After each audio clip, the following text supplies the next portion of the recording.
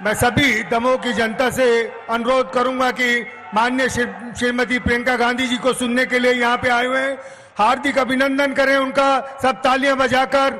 मेरा सभी से अनुरोध है और मैं अखिल भारतीय कांग्रेस कमेटी की महामंत्री माननीय श्रीमती प्रियंका गांधी जी से अनुरोध करूंगा कि दमोह की जनता को संबोधित करें। बहनों और भाइयों, काफी समय से आप इंतजार कर रहे हैं। सबसे पहले आप सबको इसके लिए बहुत बहुत धन्यवाद और इस सभा में आपका स्वागत।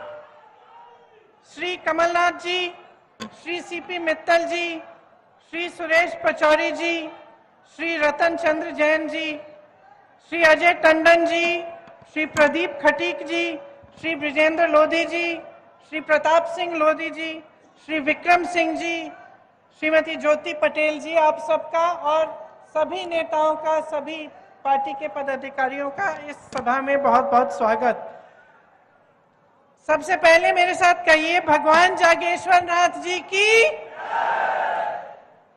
नौलेश्वर महादेव जी की। और आज वाल्मीकि जी की जयंती है, उनको भी बहुत बहुत नमन। ये महारानी दुर्गावती जी की धरती है। राजा नल और रानी दमयंती की कहानी भी यहीं पे, इसी धरती की एक कहानी है, विश्व प्रसिद्ध है।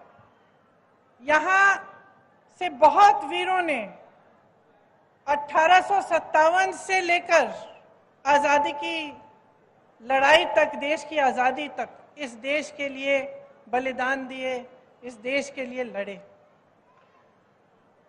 आप सब जानते नहीं होंगे, लेकिन मैं पिछले 3-4 सालों से मैंने यूपी में काम किया और बुंदेलखंड के कुछ इलाके जो यूपी में हैं, उनका मैंने काफ़ी दौरा किया है और काफ़ी मैं लोगों से मिली हूँ, मैंने बातचीत की है।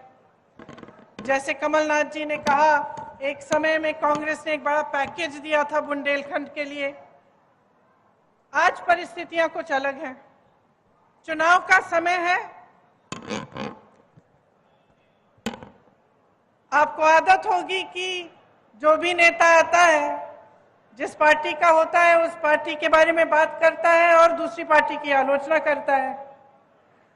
तो कभी कभी मुझे लगता है कि जो वो कह रहे हैं, जो हम कह रहे हैं, हम कहते हैं कि वो भ्रष्ट है, वो कहते हैं हम भ्रष्ट हैं, हम कहते हैं उन्होंने कुछ नहीं कहा, वो करा, वो कहते हैं कि हमने कुछ नहीं करा। और इस तू मैं के बीच आपको ये निर्णय लेना होता है कि आप किसका समर्थन करेंगे। और ये तू मैं कभी कभी दोनों तरफ से एक ही जैसे लगने लगती है। तो मैं थोड़ा सा हटके आज आपसे कुछ बातें करना चाहती हूँ। मैं आपसे पूछना चाहती हूँ, आवाज नहीं आ रही, उधर जाऊं, उस तरफ आ रही है, देखिए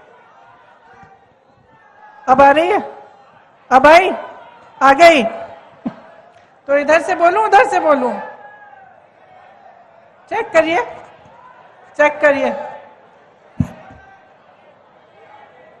यहीं से बोलूं, अब आ रही है, थोड़ा जोर से बोलूंगी। तो मैं कह रही थी, मैं कुछ हट के कुछ बातें करना चाहती हूं। मैं आज ये सवाल उठाना चाहती हूं कि आप जनता हैं देश के, प्रदेश के, आपकी क्या उम्मीद है राजनीतिक दल से, नेताओं से, सरकार से। देखिए, एक जमाना था जब बड़े बड़े महापुरुष थे, जब हमारी उम्मीदें भी जो उनसे थी बहुत ऊंची थी। एक सादगी का जीवन, सभ्यता, एक दूसरे की विचारधारा के खिलाफ भी हो तो एक दूसरे से जब मिलते तो हम ये उम्मीद रखते थे कि आदर पूर्वक बात करेंगे, एक दूसरे के प्रति अच्छा व्यवहार रहेगा। हम ये उम्मीद रखते थे कि हमारा नेता, उसका जीवन थोड़ा सादगी का जीवन होगा, देश सेवा में, प्रदेश की सेवा में, और करुणा भरा उसका जीवन होगा, उसका चरित्र होगा। लेकिन जैसे जैसे समय आगे बढ़ता चला गया तो हमारी उम्मीदें घटती चली गई। और आज जब मैं जनता से पूछती हूं कि आपकी क्या उम्मीद है सरकार से, नेता से, तो लगभग एक ही जवाब आता है कि देखिए हमारा जीवन मुश्किल का जीवन है, मुश्किलों से भरा हुआ है, संघर्ष से भरा हुआ है। तो हम जो न्यूनतम हमारी उम्मीद है अपने नेताओं से, अपनी जो राजनीतिक दल हैं, सरकारों से, कि इस संघर्ष के जीवन में हमारी थोड़ी बहुत सहायता हो जाए, हमें आगे बढ़ाएं। ये जो सड़कें हैं, पानी है, बिजली है, ये बन जाए, हमें बिजली मिल जाए, महंगाई से थोड़ी राहत मिल जाए, रोजगार मिल जाए, हमारा भविष्य बन जाए। बाकी आप सब रात दिन मेहनत करते हैं, कोई खेती में करता है, कोई रोजगार करता है। यहां से पलायन बहुत है, लोग दूर दूर जाते हैं रोजगार ढूंढने के लिए। जो दूर जाते हैं अपने परिवारों को छोड़ के जाते हैं, दिन रात काम करते हैं, पैसे भेजते हैं घर। किस लिए? ताकि आपका भविष्य मजबूत बने। और आपकी उम्मीद यही रहती है कि जो भी सरकार आए, इस भविष्य को मजबूत बनाने में, आपके जीवन के निर्माण में वो आपके साथ भागीदार हो और आपकी मदद करे। लेकिन परिस्थितियां कुछ अजीब सी बन गई हैं। हम रोजगार की बातें करते हैं, यहां पलायन बहुत है। अब पलायन कब होता है?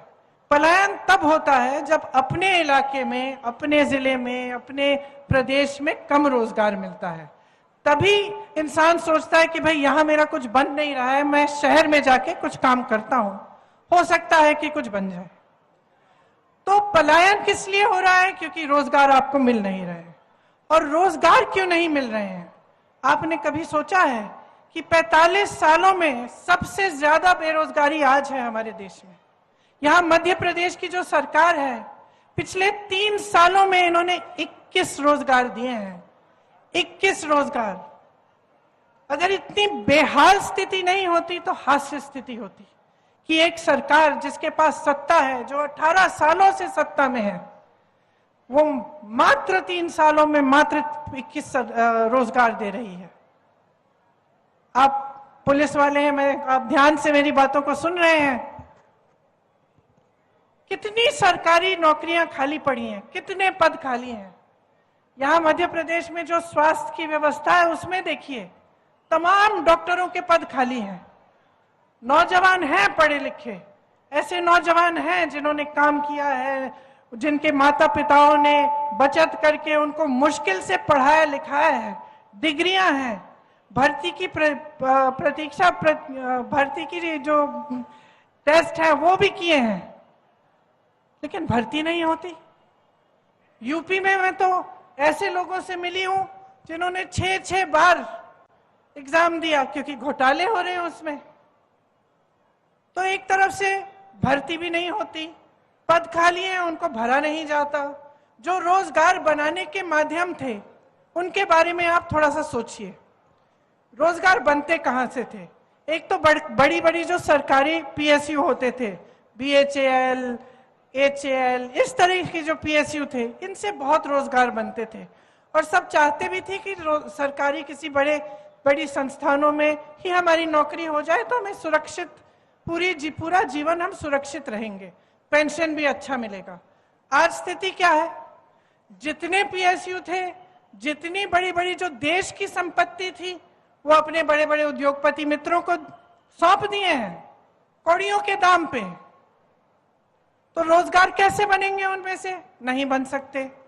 अब छोटी दुकानें, छोटे उद्योग, जैसे मैंने यहाँ रास्ते में बहुत सारी देखी और मैं देख रही थी कि छोटी छोटी दुकानें हैं। आपने इन दुकानदारों के, इन छोटे उद्योगपतियों की कमर तोड़ रखी है। पहले आप नोटबंदी लाए, नोटबंदी से इनका नुकसान हुआ। उसके बाद कोरोना आया, कोरोना में शायद हमारे ही देश में किसी को राहत नहीं मिली होगी। बाकी देशों में दुकानदारों को, छोटे बिजनेसों को खास राहत मिली थी कोरोना के समय, यहां नहीं दी गई। ठीक है, उसके बाद क्या किया इन्होंने? जीएसटी लाए। जीएसटी से और भी मुश्किलें बढ़ गई। तो जो छोटे उद्योग थे वो लगभग बंद होने के कगार पे आ गए, और जो बड़े बड़े उद्योगपति हैं उनके हजारों करोड़ लोन माफ हो रहे हैं। उनके उद्योग बड़े होते चले जा रहे हैं, उनको देश की संपत्ति सौंपी जा रही है, तो वहां से भी रोजगार नहीं आने वाले। तीसरी जगह जहां से रोजगार आते थे, खेती। खेती किसानी से और ग्रामीण रोजगार से मनरेगा को इन्होंने कमजोर बनाया, किसानों की कमर तोड़ी, हर जगह हर तरफ से महंगाई, पेट्रोल, डीजल, खाद, कुछ भी हो, किसानों को कोई राहत नहीं मिली, बल्कि इस तरह के कानून ला रहे थे जिससे आपके जो हक है वो और भी कम हुए। आप ही के संघर्ष थे, किसानों का जो बड़ा संघर्ष था उसकी भी कोई सुनवाई नहीं रही। तो रोजगार के जो माध्यम थे वो लगभग बंद हो गए। इसके साथ साथ महंगाई बढ़ती चली जा रही है। आपके जीवन में संघर्ष है, किस लिए है? अपने बच्चों का भविष्य बनाते हैं आप, बचत करने की कोशिश करते हैं। आज हर चीज पे जीएसटी, बच्चों की किताबें खरीदने जाएंगे जीएसटी, महंगी हो गई। यूनिफॉर्म खरीदना है, महंगा हो गया। इलाज कराना है किसी का, महंगा है। 10 बार सोचना पड़ता है कि अस्पताल ले जाएं, अस्पताल में पता नहीं डॉक्टर मिलेगा कि नहीं। अगर घर में कुछ नुकसान हुआ है, कुछ टूट गया है, उसकी मरम्मत करवाने के लिए सीमेंट पे जीएसटी, रोड़ी पे जीएसटी, बालू भी महंगी। तो आप आगे बढ़ कैसे पाएंगे? एक तरफ बेरोजगारी, दूसरी तरफ महंगाई। मैंने आपकी बात की, आप सुन रहे हैं। सरकारी जितने भी अधिकारी हैं, जिसकी भी सरकारी नौकरी है, एक ही मांग है आपकी आज, एक ही मांग है कि हमारी पुरानी पेंशन दे दो, है कि नहीं? और क्यों है ये मांग? क्योंकि जो नौकरी आपने वफादारी से 20 सालों के लिए की, एक तरह से वो भी तो देश सेवा है। आपने देश के लिए सेवा की, आपने नौकरी की, तो क्या ये आपका हक नहीं बनता कि आप बाद में सुरक्षित रहें? तो यही आपकी मांग है कि हमें पुरानी पेंशन स्कीम दिलवा दीजिए। और जवाब क्या मिलता है? ऐसे नेता हैं, ऐसी सरकार है जिससे आपको जवाब मिलता है कि इसके लिए पैसे नहीं है। अगर पैसे नहीं है तो जो बड़े बड़े उद्योगपति हैं, अडानी जी जैसे, उनके कर्ज माफ करने के लिए पैसे कहां से आते हैं? हजारों करोड़ रुपए आपने उनके माफ किए, देश की संपत्ति आपने उनको सौंप दी। आप खुद 8,000 करोड़ के एक हवाई जहाज में घूम रहे हैं। अच्छा खासा संसद भवन था, उसके सुंदरीकरण में आप 20,000 करोड़ डालने के लिए तैयार हैं। एक बड़ा हॉल बनाया आपने दिल्ली में, 27,000 करोड़ उसमें आप खर्च रहे हैं। और फिर आप कहते हैं कि आपके पास पेंशन के लिए पैसे नहीं है। आप कहते हैं कि किसानों के पास उनके कर्ज माफ करने के लिए पैसे नहीं है। तो जनता का विश्वास कैसे होगा आप में? बड़े बड़े इवेंट होते हैं, मीडिया रोज रोज आपको बताती है कि कितना काम हो रहा है, क्या नहीं हो रहा है देश में, लेकिन क्या आप अपने जीवन में इस काम को देख रहे हैं? आपका जीवन कैसा है? मैं आपसे पूछना चाहती हूं, इतने सालों से भाजपा की सरकार आपके प्रदेश में है, क्या आपके जीवन में तरक्की हुई है? बताइए, तरक्की हुई है? आपको रोजगार मिले हैं? महंगाई घटी है? तो आपके लिए क्या कर रही है सरकार? आपने तो पहले ही अपनी उम्मीद गिरा दी। आप तो कह रहे हैं कि भैया हमें न्यूनतम उम्मीद है कि हमारे संघर्ष में मदद कर लो। इतना भी नहीं हो रहा है आज आपके लिए, इतना भी नहीं हो रहा है। जो देश और प्रदेश में सरकार चल रही है वो बड़े बड़े उद्योगपतियों के लिए चल रही है, उसमें मिडिल क्लास, गरीबों के लिए, किसानों के लिए कुछ नहीं है। और जब हम ये चीजें उठाते हैं, जैसे जब हम आरक्षण की बात करते हैं, अब ओबीसी, एससी, एसटी के आरक्षण की बात हम करते हैं, या हम कहते हैं कि चलो जातिगत जनगणना कर लो, इसका मतलब क्या है? जातिगत जनगणना का मतलब है कि गिनती कर लो। हम जानना चाहते हैं कि देश में ओबीसी वर्ग के कितने लोग हैं, देश में एससी वर्ग के कितने लोग हैं, एसटी के कितने लोग हैं। क्योंकि अगर सरकार जानेगी नहीं तो सही तरह से न्याय कैसे दे पाएगी? जब हम आरक्षण की बात करते हैं, जब हम रोजगार देने की बात करते हैं, चलिए ये भी छोड़िए, जब हम ये बात करते हैं कि हमें ओबीसी वर्ग के लिए कोई ऐसी योजना बनानी है जिससे आप मजबूत बनेंगे, जैसे आप ये सारे काम करते हैं, इनको मजबूत करने के लिए, आपको थोड़ी सी सहायता देने के लिए हम योजना बनाना चाहते हैं। तो अगर हमें यही नहीं मालूम कि कितने लोग हैं किस वर्ग के, तो हम ये योजनाएं कैसे बनाएंगे? तो हम कह रहे